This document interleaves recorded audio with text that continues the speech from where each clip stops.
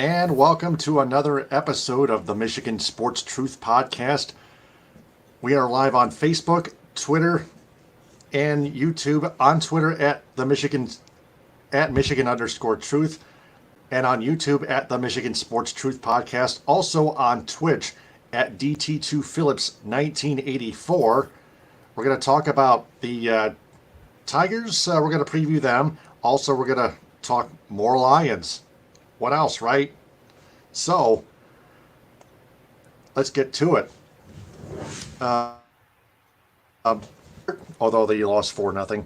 Austin Meadows, Riley Green, and Matt Vierling in the outfield as the three starters that were today.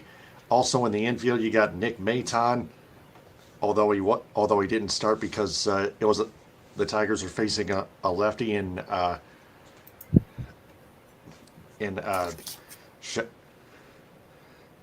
Shanahan or something like that. Mm-hmm. Also got Javier Baez, who committed 25 errors last season and 24 the year before. That was Sean McClanahan, actually, who got the shutout win in 6 innings. Jonathan Scope at second base and Spencer Torkelson at first. Miguel Cabrera at the DH, and Eric Haas and Rogers. And then you got the rotation, at least in my depth chart. It would be Eduardo Rodriguez as of right now, Spencer Turnbull, Michael Lorenzen, who started on the season on the injured list. Also, you got Matthew Boyd and Matt Manning. Joey Wentz is in the rotation for now until Michael Lorenzen returns from the IL, is reactivated. Not to mention, yep. I was going to say, not to mention the fact that Tariq Skubal and Casey Mize are both on the IL. Skubal, I believe, is going to be currently out until at least June, and Mize is still dealing with the effects of his Tommy John. He's currently out until September, bare minimum. September. Wow. Yeah. No kidding. That is a bad outlook for a former first-round draft pick. So, a nice parting gift from Al Avila. Yep. I tell you what. Yeah. Somehow I'm glad he's gone. Really. Yeah, but it really corresponds into or transition to what I want to talk about one aspect, since this is the season preview, or I guess you want to say it is a season preview. We know they had opening day today against the Rays, but this is the dawn of a new era, the Scott Harris era, officially taking over after the end of the Al Avila era, which you could say was a failure in more ways than one.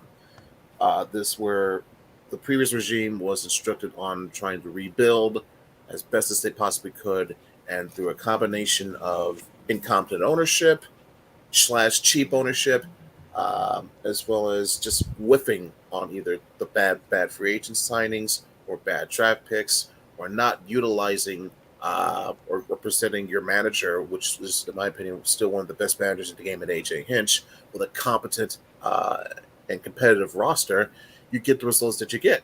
And especially consider the fact that they went from a 77 win total in 2021, they decreased to 66 just last season. Changes had to be made. So it was long past due, long since time for Al Avila to go.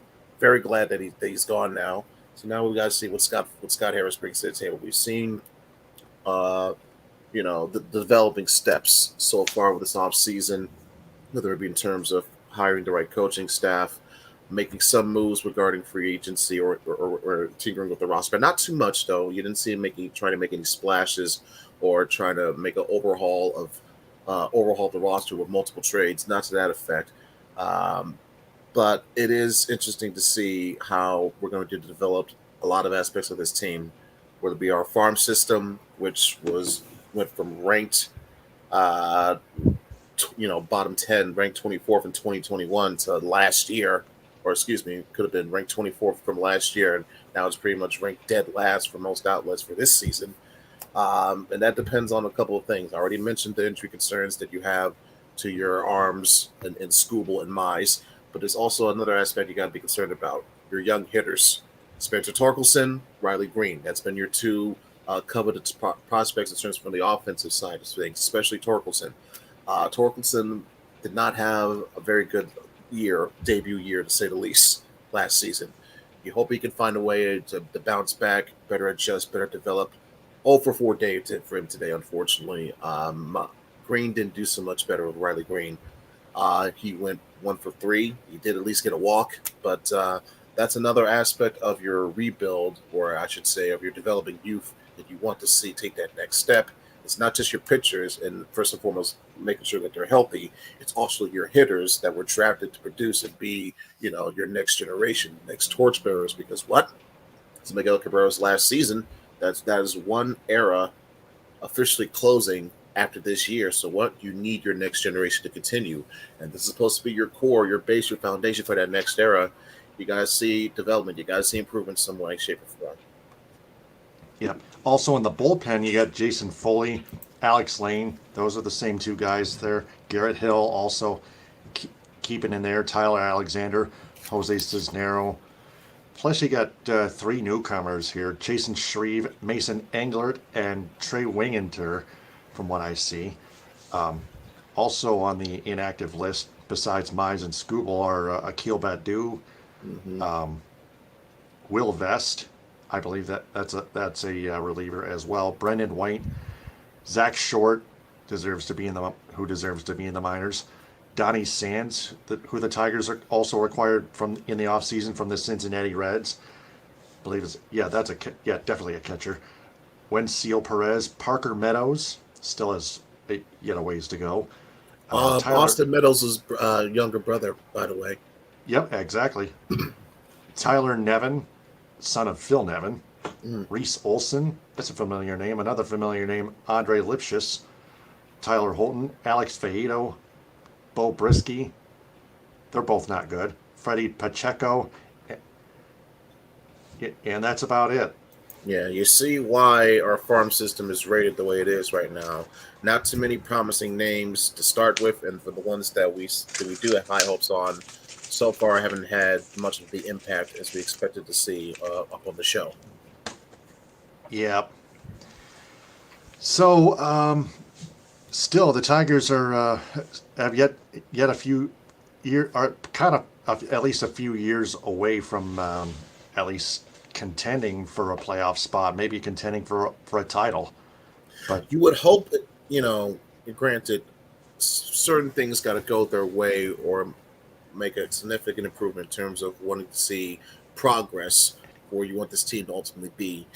I look at one aspect of, in terms of the additions that you made from last year, like, for example, Javi Baez and Eduardo Rodriguez. What do you want to see from Baez this year? More production, obviously, but at least I want fair, adequate hitting. I'm not expecting you to try to go for 20, 25 home runs. Give me 15, 17 bombs. Cut down on your strikeouts, for the love of God, even though you already had 1 strikeout already today. And again, try not to be so much of a defensive liability. And really, frankly, this speaks for the entire infield in terms of producing offense. I'm talking Torkelson. I'm talking, I already mentioned Baez. Jonathan Scope, you're not exempt from this as well. You're going to see more production from him as well. So all those aspects of why it's imperative that you want to see some type of progress. You hope that this is more akin to what the Red Wings have been doing as opposed to what the Pistons have been doing, whereas you're just wallowing in misery and limbo. So where you see promise with the Red Wings, you're hoping that's what the Tigers, that's what their arc eventually leads to. Yeah, kind of the similarity. Yeah, I'll say one thing for even though today was ultimately in a loss. Eduardo Rodriguez, I thought he didn't look too bad. No, he looked great. 5 and 1/3 innings of solid work. This was the first time we've seen him this year. As you remember, last year he had his reasons for essentially being MIA from the team, on personal reasons. Came back later on in the season, but for whatever reason, whatever the case may be, he needed his time off. Hopefully, he got that issue resolved. It's not clouding his judgment or his mind to the effect where it's affecting his ability to play.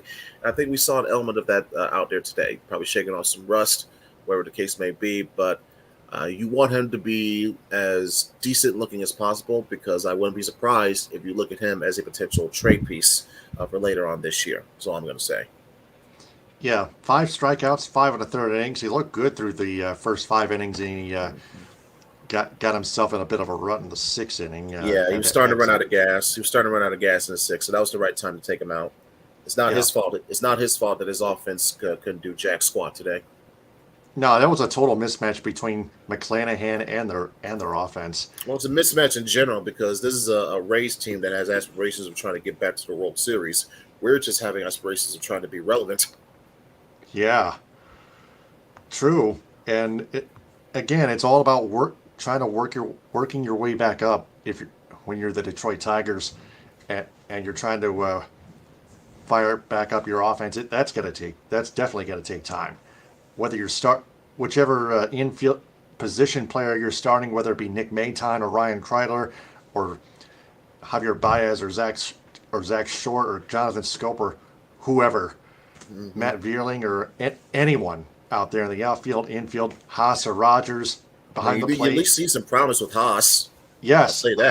Haas can deliver at the plate. So can Rogers. Mm-hmm. Rogers has been drilling home runs. He was drilling home runs in He's had a spring good spring. I was training. going to say, yeah, he's had a good spring so far. So you want to see that carry over. Yes, exactly. Yes, carry over to the regular season. Yeah, making That's better an read on example the of why preseason matters. making better reads on the fastball. That's one aspect of why he's been hitting so well. Once you recognize that number one pitch and where it's going, makes things much more simple, at least a little bit simple when it comes to hitting. So good on him for that. Yeah. So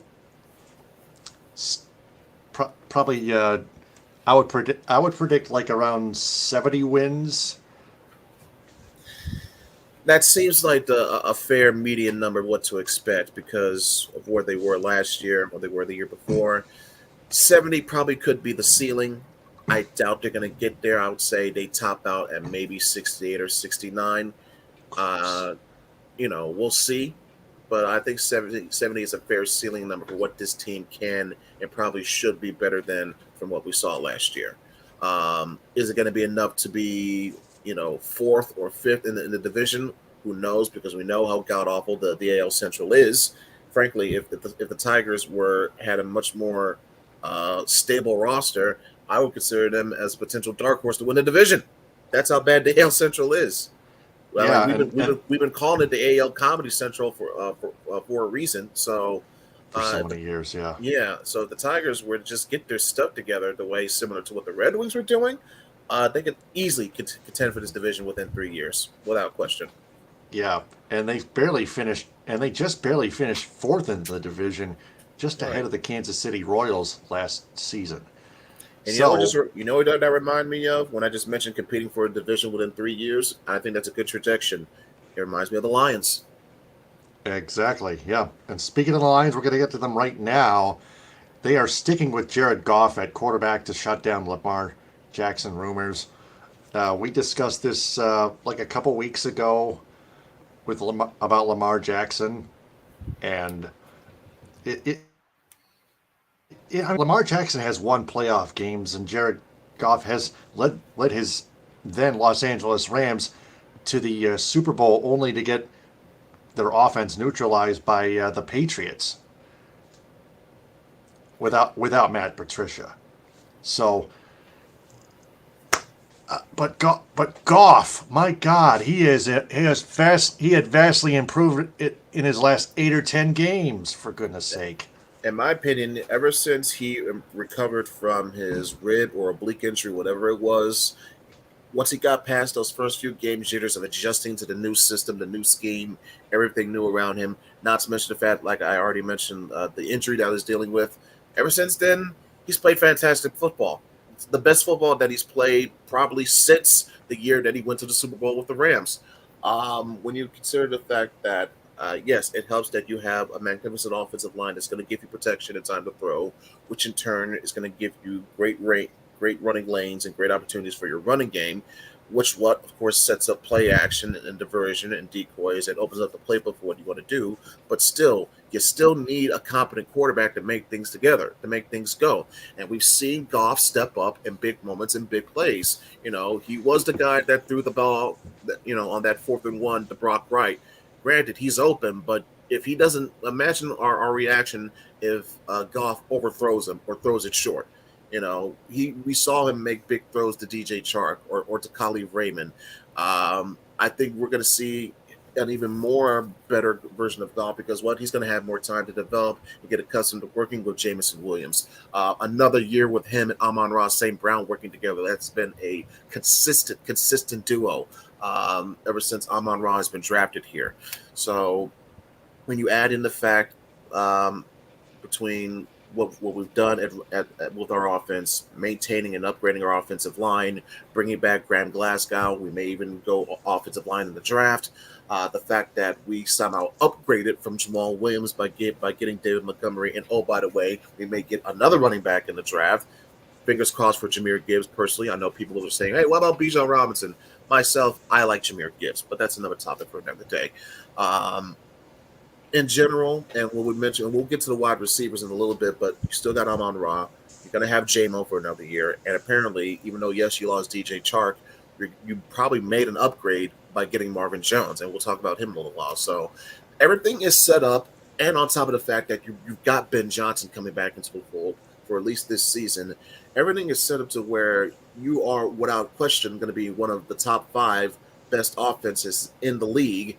Why would you want to risk blowing up that chemistry and general growth and genuine growth and natural growth by trying to go, ooh, looky, shiny toy Lamar Jackson, knowing that you're going to give up your draft capital and more money than you would probably want to intend on paying? Yes, Goff is probably going to get an exorbitant amount of money himself if you want to extend him, but nowhere near the amount of money that you will have to wind up paying Lamar. So, plus when you consider the fact that Dan Campbell himself has gone on record, given the vote of confidence to Goff, Brad Holmes basically saying the same thing, but at least acknowledging that there's still some more that they have to do in terms of getting better depth and better quality with the backup position. I know they brought back Nate Sudfeld, but I wouldn't be surprised if they look towards getting a quarterback in the draft. Who they pick? It depends. I know people are getting on the Anthony Richardson Express. I actually wouldn't be surprised and probably wouldn't mind if they take a gander mid-round on Hendon Hooker, because that was a guy that I was expressing as a potential, but for different reasons, but as a potential pick to Detroit, back when he had his Heisman hype and everything, but before he got hurt. And now that we've seen Goff make his progression, get his comfort level down to where you're comfortable keeping him as your QB for at least this year and for 24. But still, I wouldn't mind taking a flyer on Hooker. Yes, I know his age. Yes, I know he's coming off an injury. But I think with the right development and knowing that, hey, you could probably see a similar mold in terms of how he plays versus what Jared Goff is, and knowing what the type of culture and style and scheme that you're bringing Hendon Hooker in, I wouldn't mind seeing him as a potential flyer draft pick. But that's still it stays with the theme that yes, we are sticking with Jared Goff for this year and for next year, I believe, potentially based on how things will go this season. Yeah. Oh, let's not forget. Speaking of wide receivers, the Lions have talked with Calvin Megatron Johnson again. So they're still trying to bring him back. I think you can credit that to the fact that Mike Disner, who was originally brought on into the fold with the franchise in 2019 to help with salary cap issues, now he's ascended to a position to where he is now COO of the organization. So that's one of the head spots in front office, not just for team, but in the whole entire organization. That's like up near with Rod Wood and the ownership almost, and Spielman in that group. So he has been used or seen the person or charged with the task of being that sort of a mediator, that representation to get a general conversation, get a feel or communication with Calvin, how things have been going with him, progressing. in the years since his retirement, and of course when things went public on how the relationship between him and the Lions went sour. Disner has been that mediating force. Calvin has credited him as a big reason as to why things have improved significantly between him and the team. He mentioned this last month to Jim Rome. We've heard now Rod Wood mention it in the past, recently himself. It speaks to how we're thankful that I think it should be another kudos example of kudos to Sheila Ford Hamp for the job she's done since taking over as ownership, between bringing in Brad Holmes and Dan Campbell to maintaining, helping to understand that yes, we have a culture that we want to build and maintain, and now obviously doing. I think she's doing her fair share as well in terms of wanting to get things resolved and better suited with Calvin Johnson. Because guess what? The Lions have announced that they're working on plans of unveiling a statue for Barry Sanders in time for the start of the season at Ford Field. I'm willing to bet you that they want to quickly soon follow that up with a Calvin Johnson statue unveiling ceremony as well. So clearly, they value and respect and appreciate everything that Calvin brought to this team and this franchise, what he meant to the fans and to the city. And although unfortunately things did go bad after he retired, it's good to see things are in a much better light than what they are now. And I'm looking forward to that day we see the full reconciliation. Yeah, we'll see what happens. We're going to stay on top of that. It's a developing story. Yeah. No matter how long those headlines may take farther apart. I'll say this: it seems like we're going to see. It's a better chance that we'll see Calvin Johnson and the Lions make amends than we'll see Sergei Fedorov get his jersey retired by the Red Wings. Yeah. Think about that. Yeah. Think about that. But even that can still happen too. It's a possibility. Yeah, more than likely, I don't think that's going to happen until either the Illiches no longer run the team, probably. Yeah, But we'll see how long. that's why I'm hoping they sell the Red Wings. Yeah, we'll see how long. We'll see how long they want to keep that in the family, and whether or not Denise wants to sell, or if Chris wants to be done with everything entirely. But we'll see. I'm sorry, not Denise, but Marion. Marion, yes, there My we go. apologies. Yeah, but yeah, she's already almost 100 for God's sake. Oof. Speaking of the Illiches, they had their District Detroit project finally approved by the city of Detroit. Oh my God! Yeah, Really? great. Looking forward to more empty, barren wastelands and unfulfilled promises. Yeah, those sketch Parking renderings. lots. Yeah, those sketch renderings. Those were a nice dream a long time ago. It's time to get with reality. Okay. Yep. What? Yep. Just watch it all fall out. With You know our what I'm money. saying? With our money. Yeah. Yeah. Okay. Wasted money by them. But anyway. Yep. Soon, sooner Lions. or later they'll sell them. They'll sell both the Tigers and Red Wings. I can sense it in my head, in my crystal ball. Well, But back to the Lions. They hosted Georgia defensive tackle Jalen Carter about a week ago, or a half week ago. So they're at 6, right? Mm-hmm. So and somehow they hosted that guy. He's a beast. He's like in the top 5. Listen, before his recent issues became more and more well known, whether it be the speeding ticket that he got, of course, the reckless driving issue that he had in January. Of course, that was the same incident that led to a death of a teammate and another person that was on that staff at Georgia.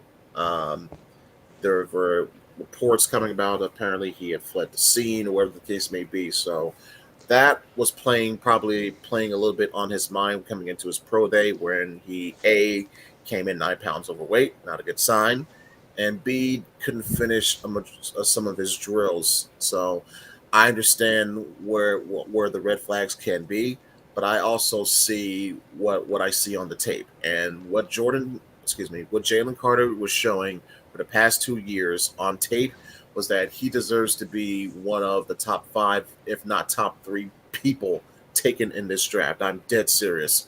There was a reason why, before the line, we saw the Rams get on their little roller coaster streak at the end of the season, that to hemorrhage the Lions draft position. There was a reason why we saw the Lions clamoring for a high spot with that Rams pick, because we saw the potential to draft Jalen Carter, because we know what he brings to the table in terms of position of need, uh, what it brings as for his specific role, run stopper, and a guy that can get to the quarterback. He seems like the perfect guy to plug in on that interior, which will open up things for Aiden Hutchinson, for James Houston, for John Comiskey, for others on that D line, and so on and so forth. Um, but knowing that, yes, you understand the red flags are there, and there's a reason, and there's a good chance to expect that multiple teams will pass on him. It's not a guarantee, but it is a possibility that he will be there for you at 6.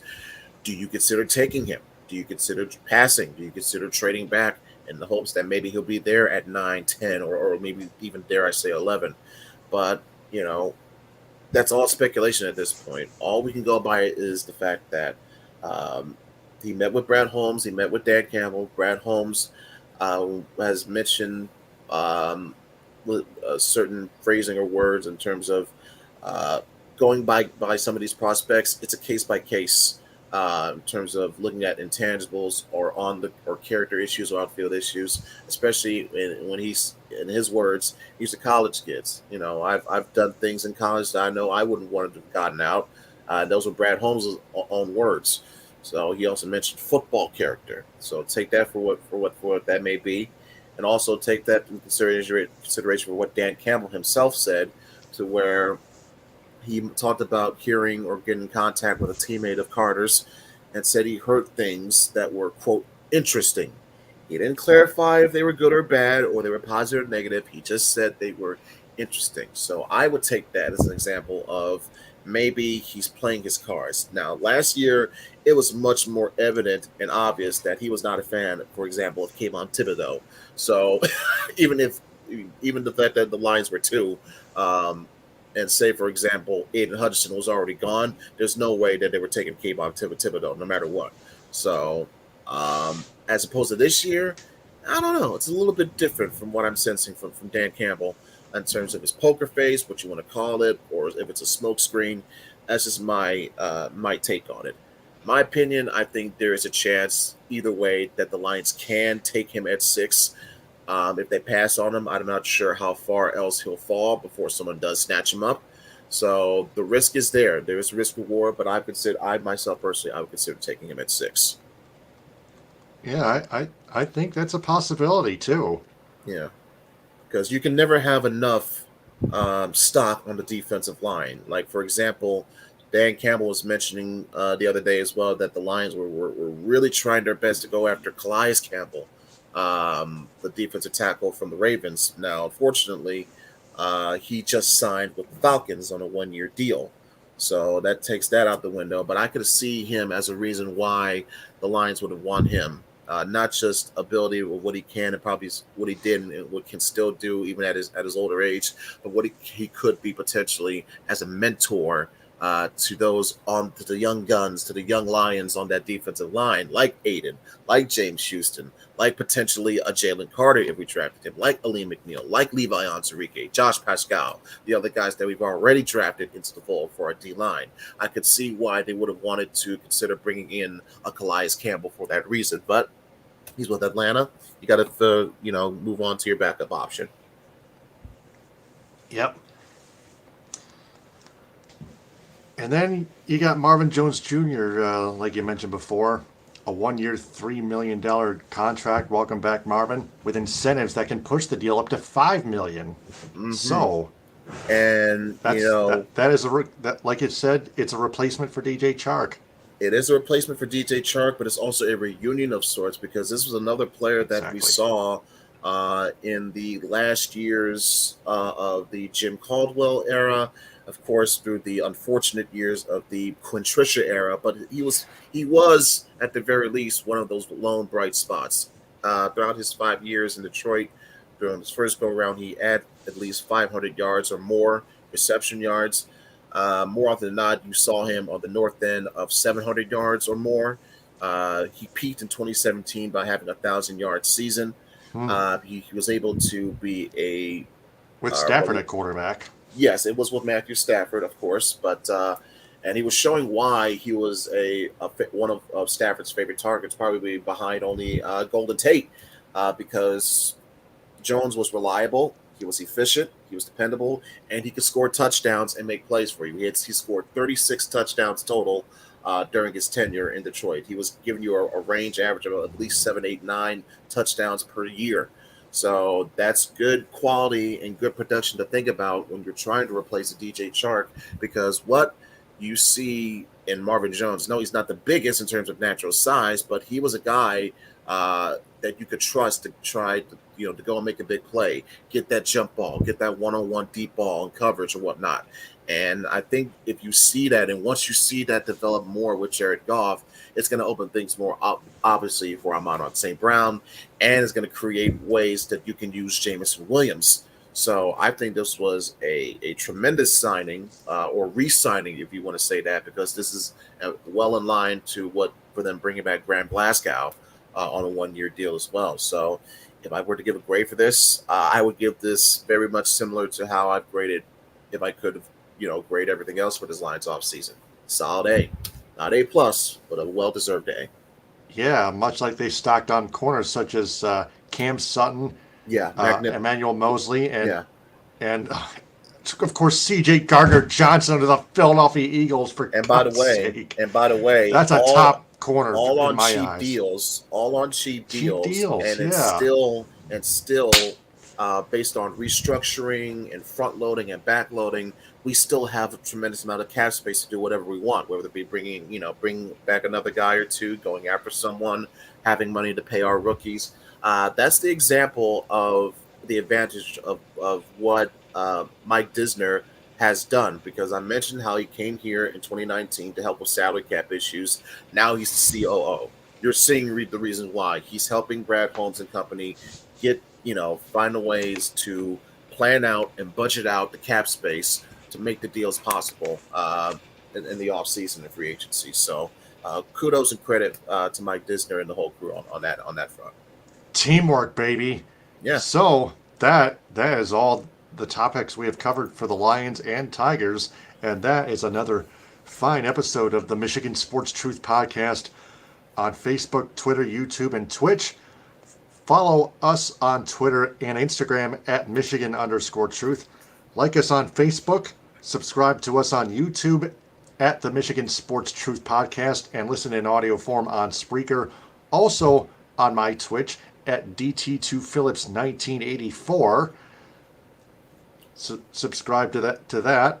And you can put if you want in little parentheses, you can follow me on Twitch as well at EdSmith313, the same username that you see on display here, the same username that is on my Twitter and Instagram. So give me a follow there as well. Yes. So with that being said, business shout outs as always go to Cali Tickets. Call 877-225-8425 or visit CaliTickets.com. Cadillac Nutrition, download the Engage app to place an order for an iced or hot protein coffee, energy tea, or protein or post-workout shake. Creative embroidery of Cadillac for designing the Michigan Sports Truth Podcast logo on my t-shirt and long sleeve shirt. United Food Service Solutions of Grand Ledge, Michigan, where Jim Lyons works. The Edo Ramen House in Royal Oak, 248-556-5775, or EdoRamenHouse.com, or at Edo Ramen House on Instagram, rated Detroit's best Japanese restaurant for consecutive years. The Red Ox Tavern in Auburn Hills, Cuts by Melody in Lake City, where I get my haircuts. Yen Yoga and Fitness in Traverse City, where I do my yoga, or I used to do my yoga online. The VigIt mobile app, and welcome back, Northern Star Event Rentals in Cadillac. Call Heather Krzyzewski at 231-884-8195 and like Northern Star Event Rentals on Facebook. So with that being said, for Ed Smith, I'm Taylor Phillips. We'll talk sometime next week. Ta-ta for now. Hit him with a hind. Take care. Stay safe, everyone, and enjoy WrestleMania. Yes. We close our case.